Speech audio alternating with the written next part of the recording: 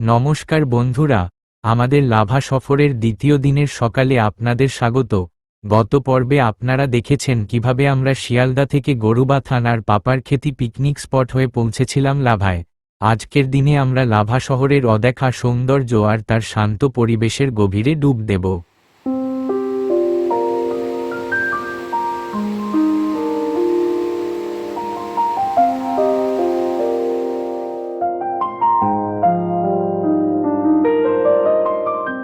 সকাল হতেই হোটেলের বাইরে পা রাখতেই এক অদ্ভুত মায়াবী দৃশ্যের মুখোমুখি হলাম আমরা। ঘন কুয়াশার এক বিশাল চাদর যেন ঢেকে রেখেছে গোটা লাভা শহরকে। চারপাশের পাহাড়, বাড়িঘর, গাছপালা সবকিছুই যেন ঢাকা পড়েছে এক রহস্যময় আবরণে। এমন দৃশ্য হয়তো শুধু রূপকথার বইয়েই দেখা যায়। এই কুয়াশার মধ্যে দিয়ে হেঁটে যাওয়া যেন মেঘের দেশে ভেসে বেড়ানো।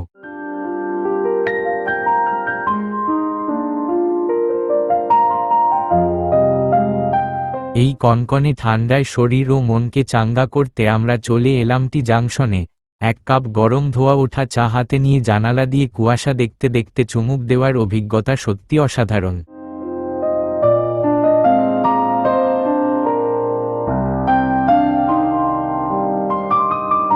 সকালের চা খেয়ে আমরা বেরিয়ে পড়লাম মর্নিং ওয়াকের উদ্দেশ্যে। হাঁটতে হাঁটতে খেয়াল করলাম মেঘে ঢাকা আকাশটা যেন একটু একটু করে পরিষ্কার হতে শুরু করেছে। কুয়াশার পর্দা ভেদ করে উকি দিচ্ছে সবুজে মোড়া পাহাড়ের চূড়াগুলো। চারপাশের দৃশ্যপট যেন এক লহমায় বদলে গেল। যে লাভা কুয়াশার চাদরে ঢাকা ছিল, সেই লাভাই এখন তার সবুজে আর পাহাড়ের মহিমায় ধরা দিচ্ছে আমাদের চোখে।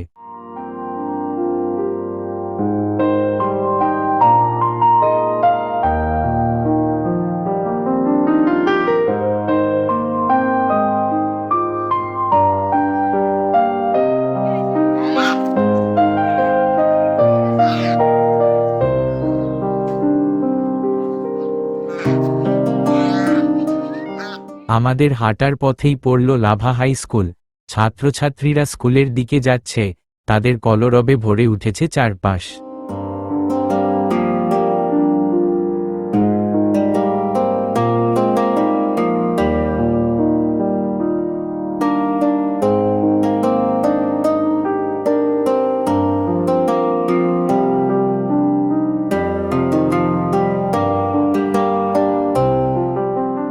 সকালের হাঁটা শেষ করে আমরা পৌঁছলাম হোটেল মহাকালে ব্রেকফাস্ট করতে।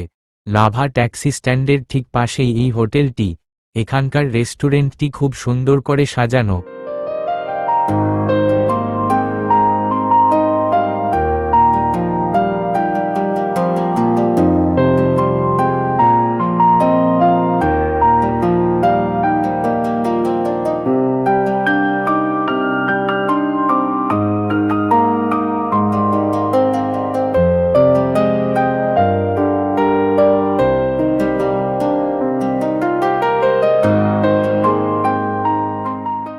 জানলার পাশে বসতেই মুগ্ধ হয়ে গেলাম।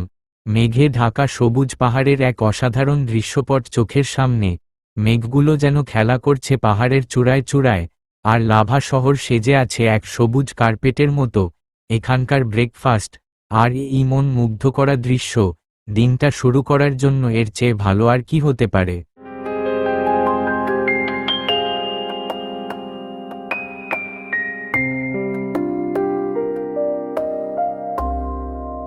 ব্রেকফাস্টের পর হোটেলে ফিরে কিছুক্ষণ বিশ্রাম নিয়ে চলে এলাম আমাদের আজকের গন্তব্য বিখ্যাত লাভা মোনাস্ট্রিতে। বৌদ্ধ ধর্মাবলম্বীদের এই পবিত্র স্থানটি লাভা ভ্রমণের এক অবিচ্ছেদ্য অংশ।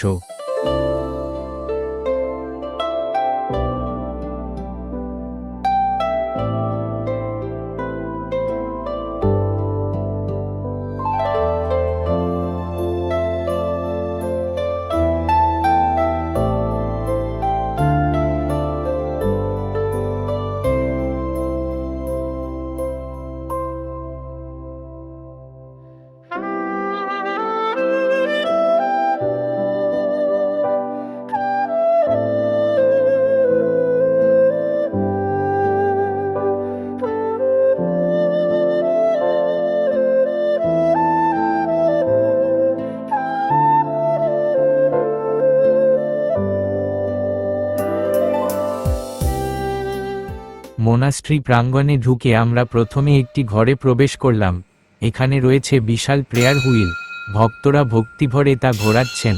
হলের দেওয়ালগুলি বুদ্ধের জীবন ও বৌদ্ধ দেবদেবীর রঙিন চিত্রকর্ম দিয়ে সাজানো, চারিদিকে যেন এক গভীর শান্তি বিরাজ করছে।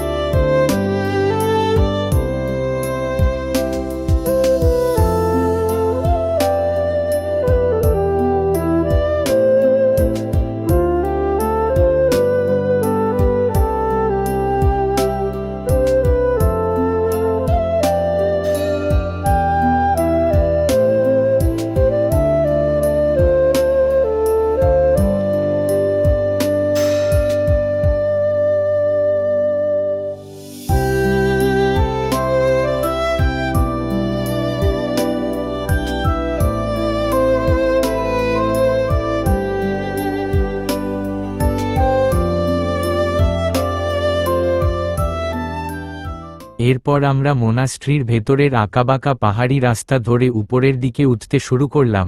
যত উপরে উঠছি, লাভার দৃশ্য ততই মনোরম হয়ে উঠছে। এখন লাভা শহরটাকে যেন ছোট্ট খেলনার মতো দেখাচ্ছে। সবুজ পাহাড়ের মাঝে মেঘেরা যেন ভেসে বেড়াচ্ছে।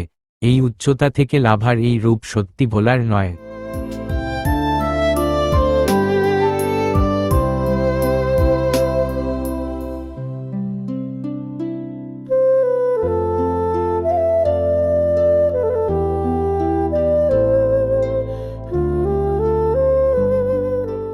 উপরে পৌঁছে আমরা চলে এলাম মূল প্রার্থনা হলের সামনে।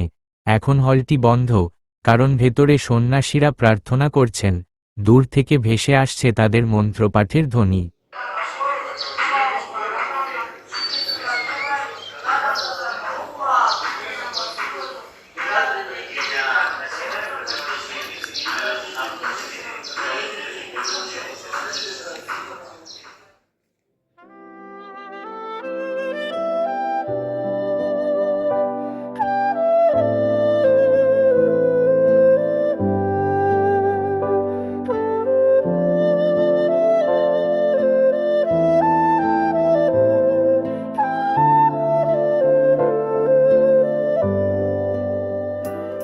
পাশেই রয়েছে সন্ন্যাসী ও ছাত্রদের থাকার এবং পড়াশোনার বিশাল কমপ্লেক্স। এখান থেকে লাভা এবং চারপাশের সবুজ পাহাড় ও ভাসমান মেঘের দৃশ্য যেন এক জীবন্ত ক্যানভাস। পরিবেশ এত শান্ত যে শুধু বাতাসের শব্দ আর প্রার্থনার ধ্বনি শোনা যায়।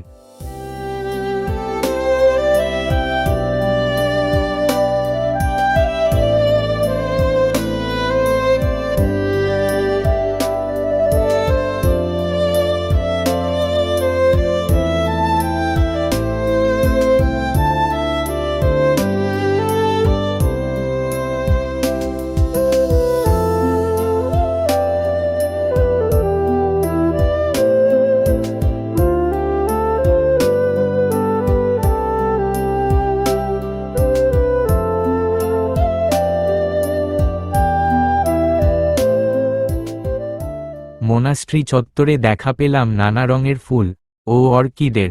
পাহাড়ি ফুলের এমন সমাহার মনকে শান্তি এনে দেয়।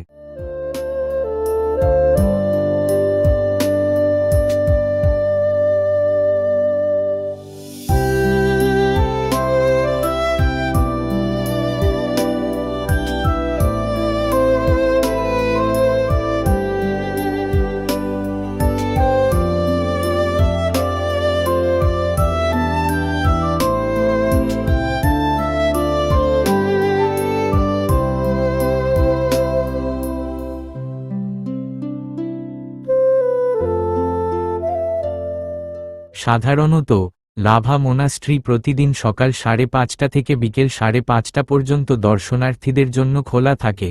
এই মোনাস্ট্রিতে বছর জুড়ে বেশ কয়েকটি বৌদ্ধ উৎসব পালিত হয়।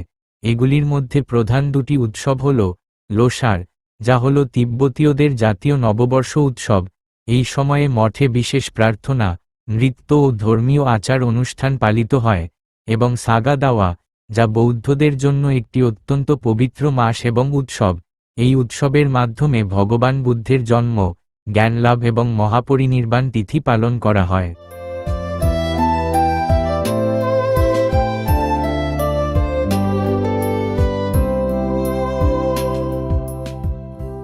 এরপর আমরা প্রবেশ করলাম মূল মোনাস্ট্রির ভেতরে।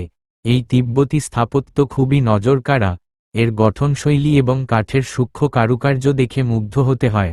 লাভা মোনেস্ট্রি শুধু উপাসনার কেন্দ্র নয়, এটি বৌদ্ধ ধর্ম ও সংস্কৃতির এক প্রাচীন পীঠস্থান। জানা যায়, এটি কালিম্পং উপত্যকার প্রাচীনতম তিব্বতী মঠগুলির মধ্যে অন্যতম।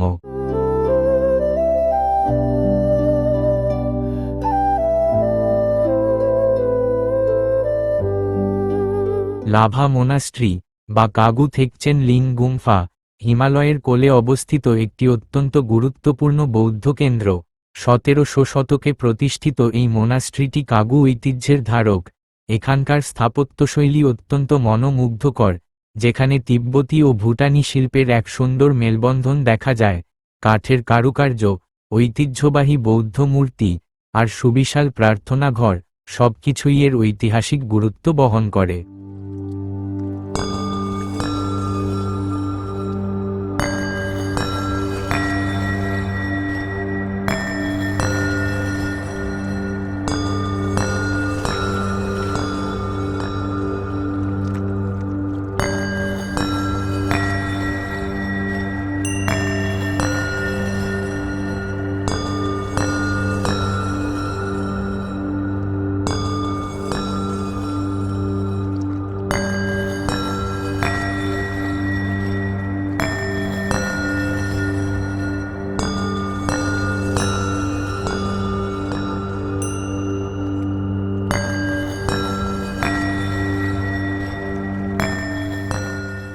মূল মোনাস্ট্রি ঘুরে দেখার সময় লক্ষ্য করলাম, বাইরে আবার ঘন কুয়াশা নামতে শুরু করেছে, যেন প্রকৃতি তার মায়াবী চাদর বিছিয়ে দিচ্ছে আবারও।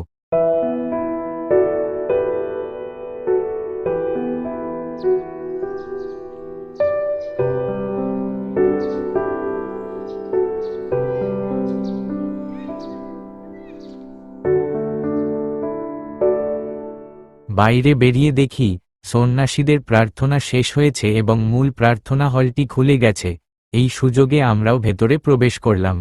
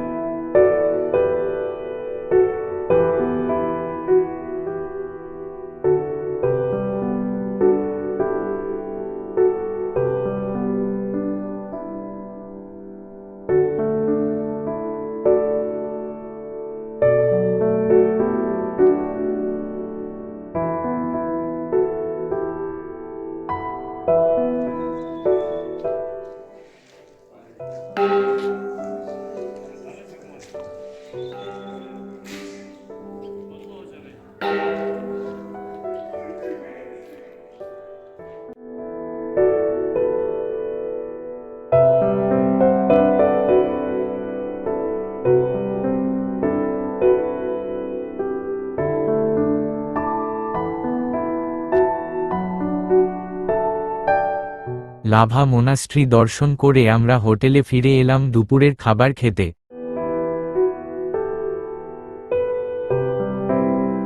খাওয়া শেষ হতেই আকাশ ভেঙে নামল ঝমঝমিয়ে বৃষ্টি। জানলার ধারে বসে বৃষ্টি উপভোগ করার মজাই আলাদা। সবুজ পাহাড় আর ঘন জঙ্গল যেন বৃষ্টির জলে আরও সতেজ আর প্রাণবন্ত হয়ে উঠল। এমন দৃশ্য মনকে এক অন্যরকম শান্তি এনে দেয়।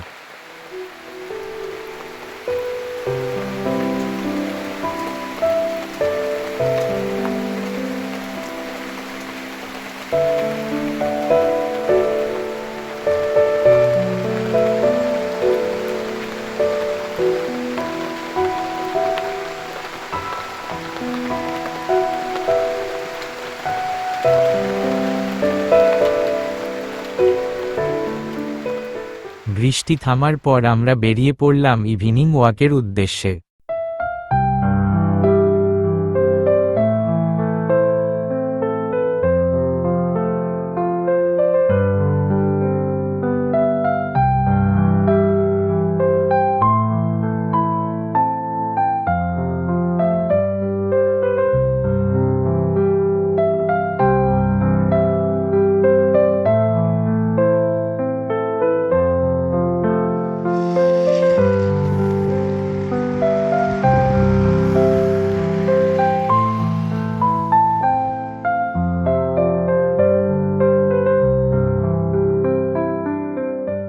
লাভার আঁকাবাঁকা পাহাড়ি পথে হেঁটে যাওয়া এক অসাধারণ অনুভূতি। যত উপরের দিকে উঠছি ততই দৃশ্যপট আরও সুন্দর হয়ে উঠছে। সবুজ পাহাড় আর ঘন জঙ্গল, আর তার মাঝে ভেসে আসছে বিভিন্ন পাখির ডাক। এখানকার পরিবেশ এতটাই শান্ত আর নিরিবিলি যে শহরের কোলাহল ভুলে নিজেকে প্রকৃতির কোলে সঁপে দিতে ইচ্ছা করে।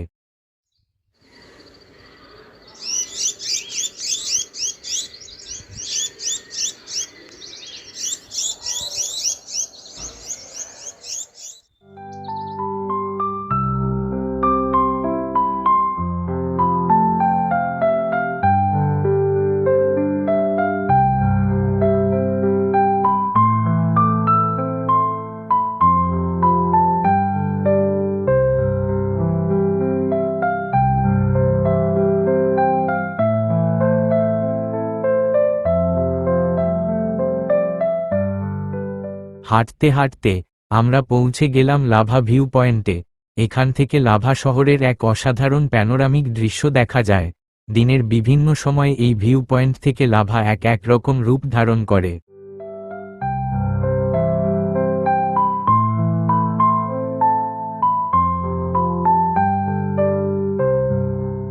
লাভা ভিউ পয়েন্ট থেকে আমরা এগিয়ে গেলাম পাইন ফরেস্টের দিকে। এখানকার পাইন বন এক অদ্ভুত মায়াবী পরিবেশ তৈরি করে। উঁচু উঁচু পাইন গাছের সারি, আর তাদের মাঝ দিয়ে হেঁটে যাওয়া এক রোমাঞ্চকর অভিজ্ঞতা।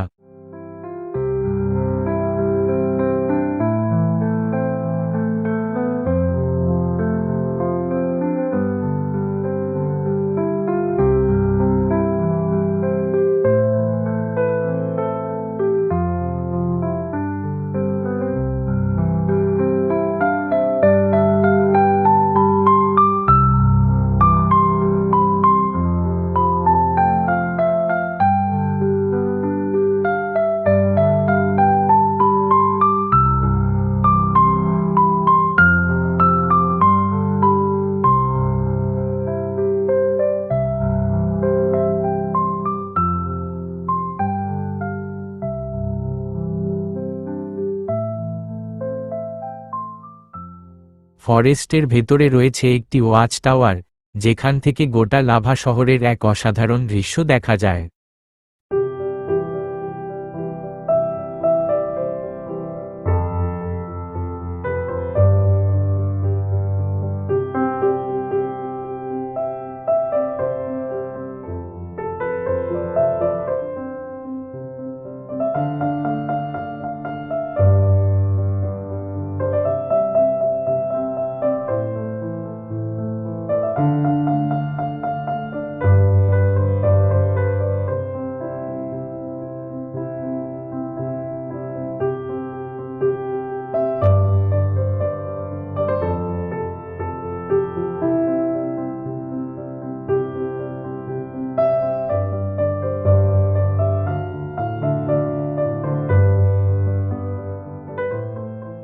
ঘুরতে ঘুরতে সন্ধ্যা গড়িয়ে অন্ধকার নামতে শুরু করেছে। আমরা যখন হোটেলের দিকে ফিরছিলাম তখন দেখলাম ঘন কুয়াশা আবারও পাহাড়ি রাস্তাগুলোকে ঢেকে ফেলছে। দিনের শুরুতে যে কুয়াশায় ঢাকা লাভাকে দেখেছিলাম, দিনের শেষে সেই কুয়াশার চাদরই যেন লাভাকে বিদায় জানাচ্ছে।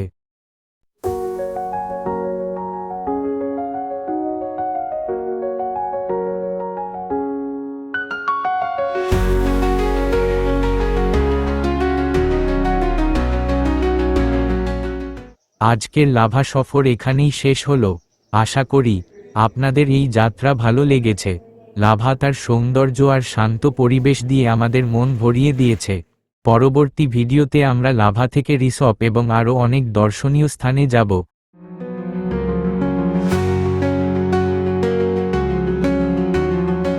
আমাদের সাথে থাকার জন্য ধন্যবাদ। চ্যানেলটি সাবস্ক্রাইব করে আমাদের সাথে জুড়ে থাকুন। দেখা হচ্ছে পরের ভিডিওতে। নমস্কার।